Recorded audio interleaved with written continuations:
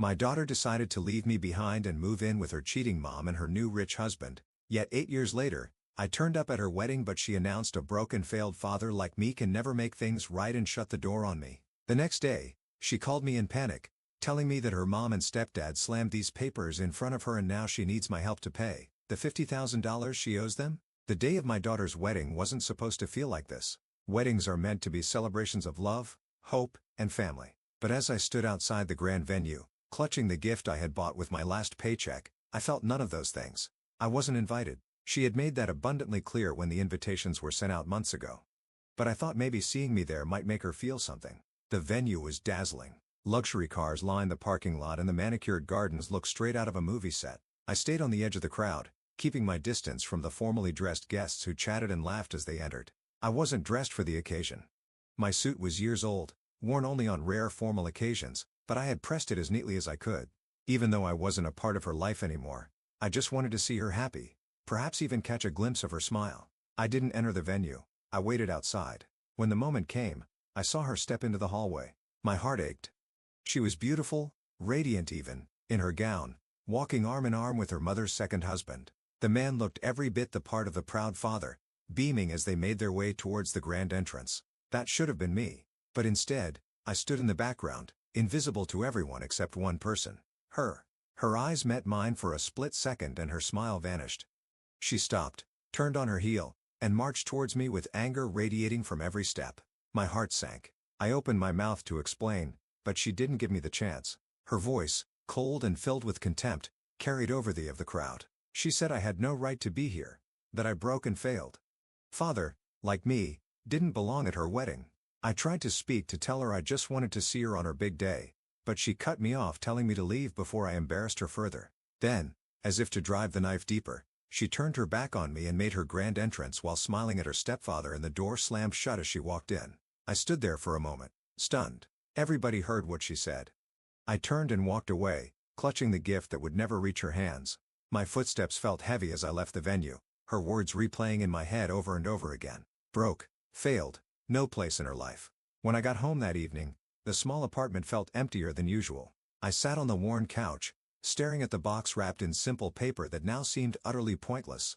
I had saved for months to buy her something nice, something meaningful, a bracelet engraved with the words "Always your dad." But maybe I was fooling myself. It wasn't supposed to be like this. 8 years ago, when her mother and I divorced, I thought we could still be a family in some way.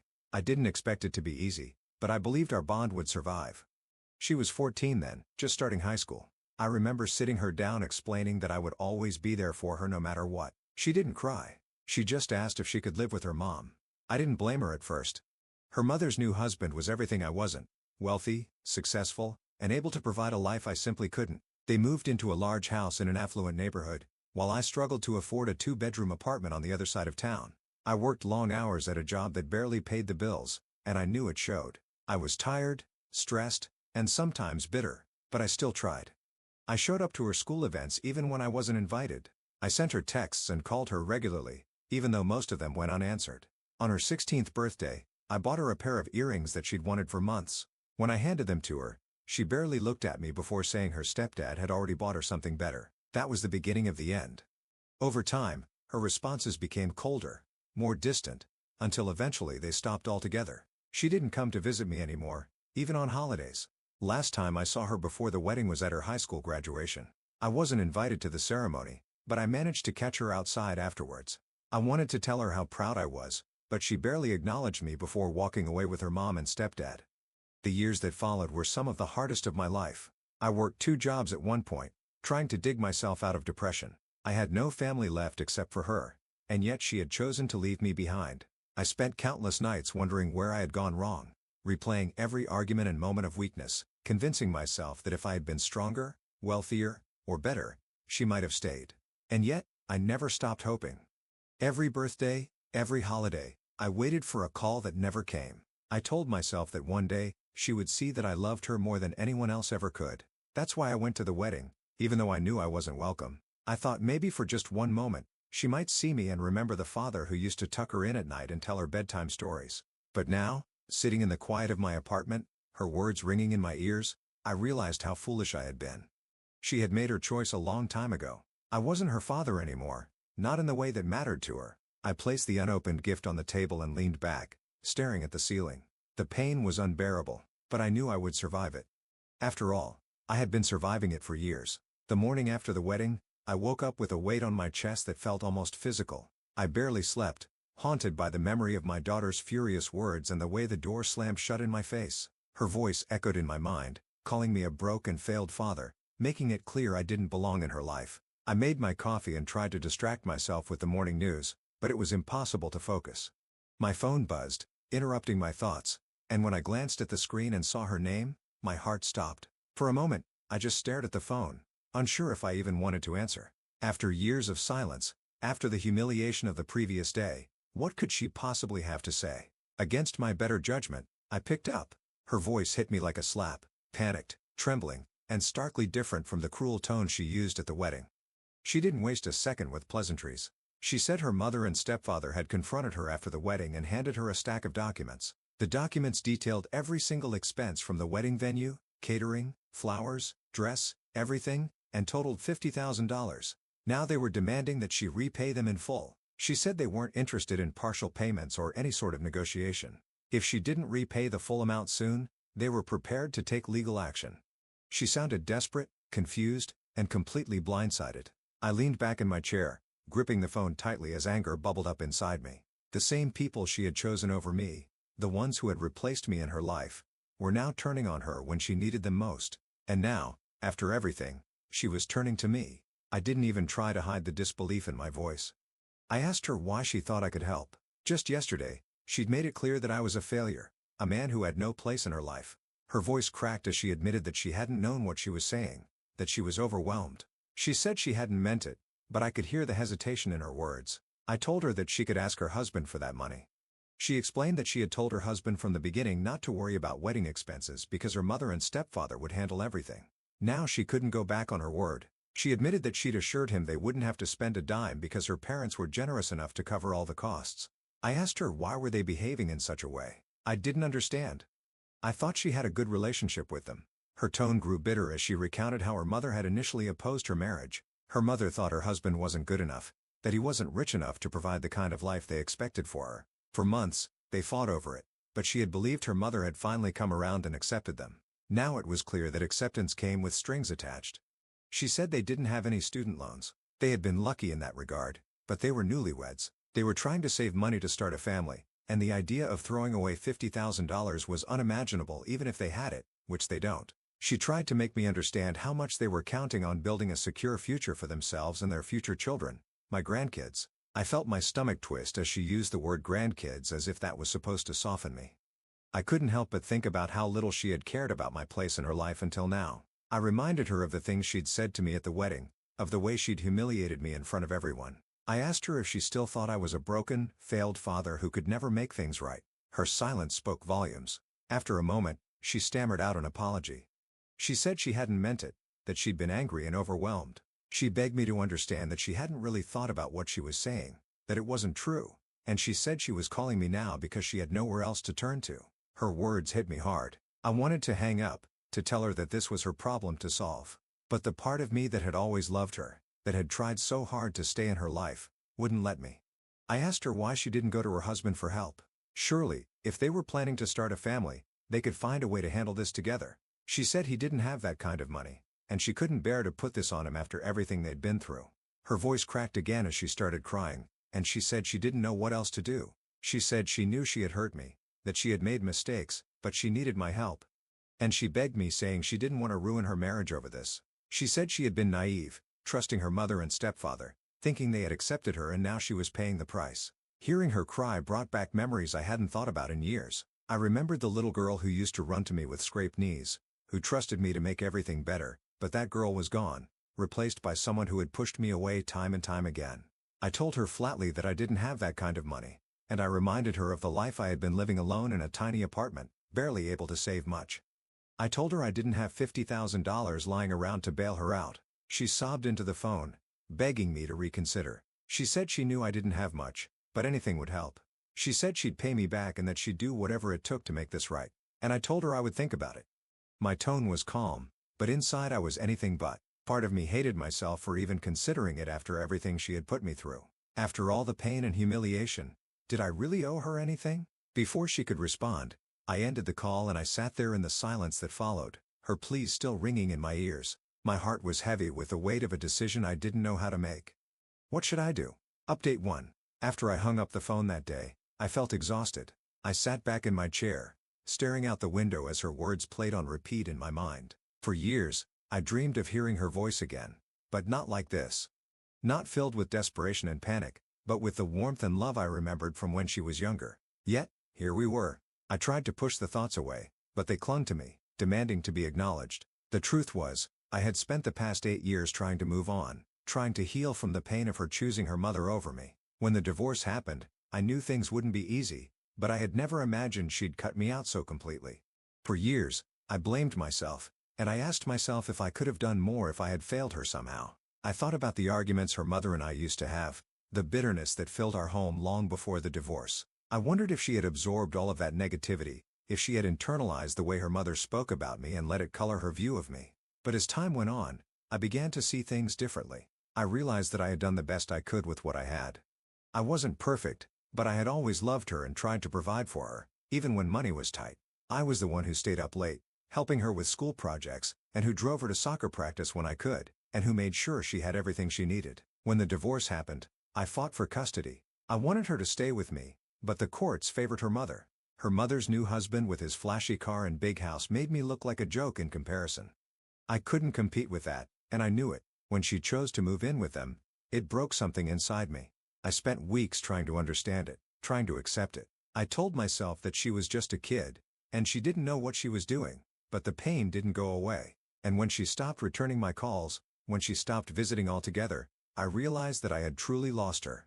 It took me years to pick myself up from that. At first, I threw myself into work, taking on extra shifts and side jobs just to keep myself busy. I moved into a smaller apartment to save money, cutting back on everything that wasn't absolutely necessary. Slowly but surely, I built a stable life for myself, but it wasn't glamorous enough for her. More importantly, I started to heal emotionally. I tried to let go of the guilt and the self-blame. I told myself I couldn't control what she chose to believe or who she chose to be. I had done my best from my end, and that was all I could do. But now, hearing her voice again, all of those old wounds felt fresh and raw. I couldn't stop thinking about what she'd said at the wedding, how she'd called me a broken, failed father in front of everyone. I had specifically asked the staff to let me wait right outside. I just wanted to congratulate her. The humiliation of that moment was still fresh in my mind, and yet here she was, asking me for help. I tried to remind myself that she was desperate, that she didn't know where else to turn, but part of me couldn't help but feel bitter. She hadn't cared about me or my struggles for the past 8 years, and I wasn't asking her to. All I wanted was to spend some time with her, and now she expected me to fix her problems. I thought about the $50,000 her mother and stepfather were demanding. It was an obscene amount of money, far more than I had ever seen at one time. Even if I wanted to help, I couldn't. My savings account barely covered a few months of expenses, let alone anything close to that amount. And then there was the question of whether I even should help. Wasn't this her mess to clean up? She had chosen her mother and stepfather over me. She had trusted them to take care of everything, and now she was facing the consequences of that choice. Maybe it was time for her to learn a hard lesson about who really had her best interests at heart. But then a small voice in the back of my mind whispered, "What kind of father lets his daughter suffer?" The question gnawed at me, filling me with a deep sense of doubt. I had always prided myself on being there for her, no matter what. Even after she left, I tried to stay in her life, to be a source of support. Was I really ready to turn my back on her now when she needed me most? At the same time, I couldn't ignore the years of rejection and pain she had put me through. I thought about all the times I had reached out to her, only to be met with silence. I thought about the way she had looked at me at the wedding like I was nothing more than an embarrassment. I found myself wondering if this was really about her or if it was about me. Was I hesitating because I wanted to teach her a lesson or because I wanted to protect myself from being hurt again? The truth was, I didn't know. I felt like I was standing at a crossroads and no matter which path I chose, I would regret it. As the week went on, I found myself replaying our conversation in my head. I thought about the way her voice had cracked when she says she didn't know what else to do. I thought about the tears I could hear in her voice, the raw vulnerability she hadn't shown me in years. I tried to imagine what it must have felt like for her, realizing that the people she had trusted to support her were now turning on her.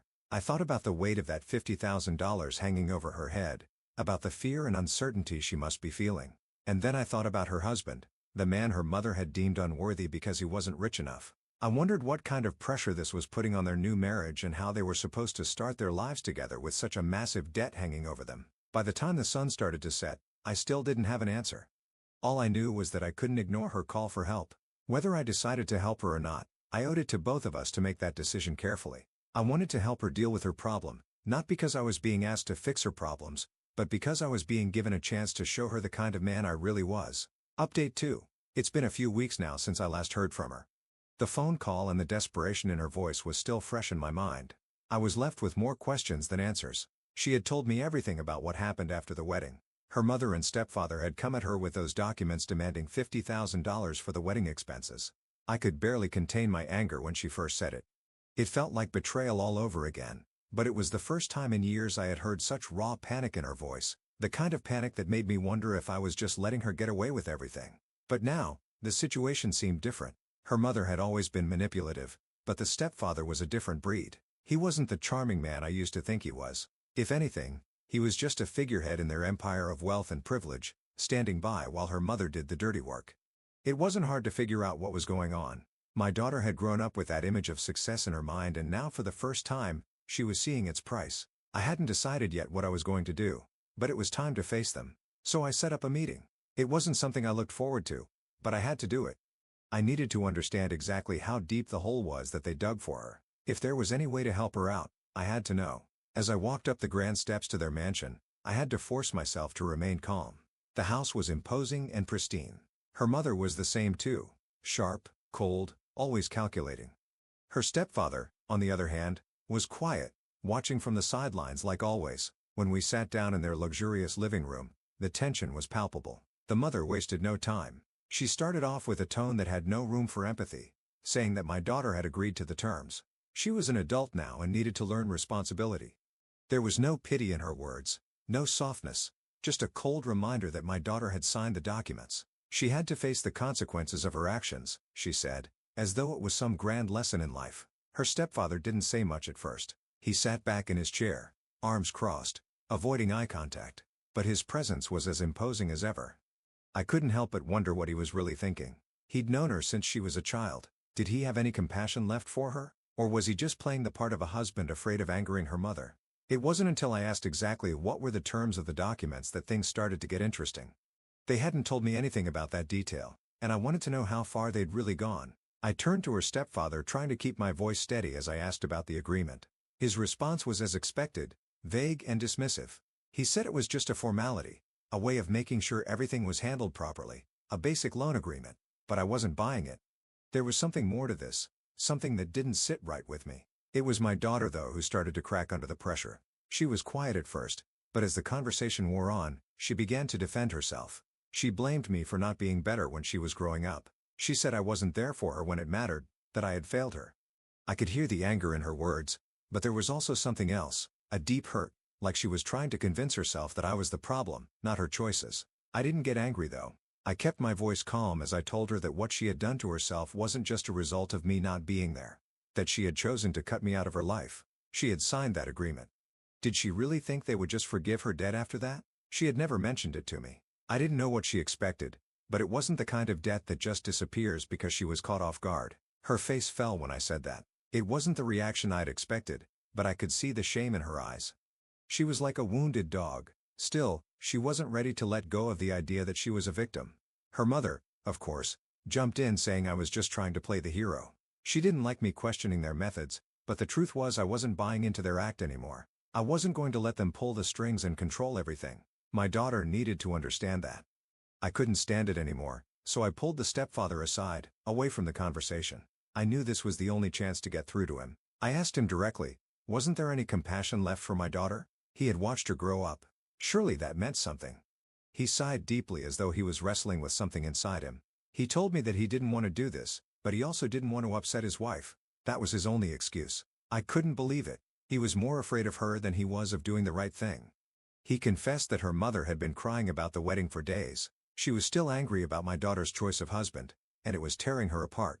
In the end, my daughter had to pay for all of it. I couldn't even fathom the emotional manipulation at play, but I didn't let it show. Instead, I kept my tone neutral, trying to make him see reason.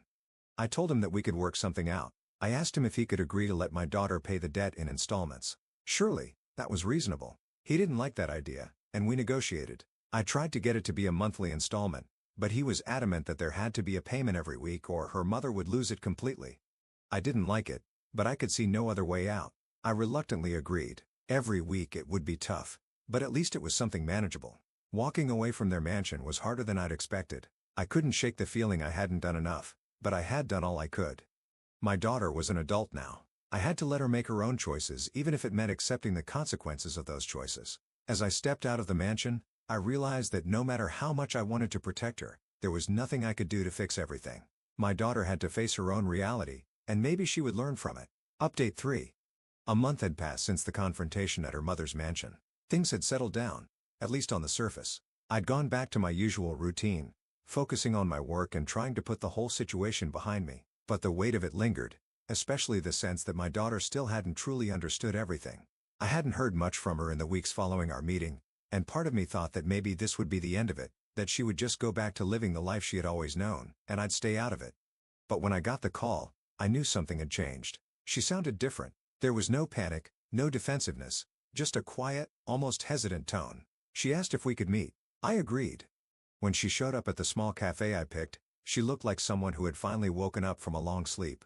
Her posture was more relaxed, and there was a calmness in her eyes that wasn't there before. She apologized, not in a rushed, forced way, but with real emotion. She admitted that she'd been blind to everything, so my efforts to the love I had always given her. She said that in her pursuit of comfort and approval from her mother and stepfather, she had let their wealth overshadow the one thing that truly mattered, my love and my sacrifice for her. She said she didn't realize how much she had taken for granted until everything blew up. It wasn't easy to hear, but there was something about her honesty that hit me hard. This was the first time in years that I felt like I wasn't invisible in her life. I didn't know what to say at first. Part of me wanted to tell her it was all okay, to let it go and move on, but I knew better. She needed to understand the boundaries I had set, boundaries that were for both of our growth. So I told her I would help, but it wouldn't be in the way she expected. I would support her emotionally and give advice when she needed it, but I wasn't going to just hand her money. She needed to stand on her own 2 feet, just like I had. As I spoke, I saw a flicker of understanding in her eyes. She didn't argue, didn't try to push me to do more than I was willing. It was enough for now.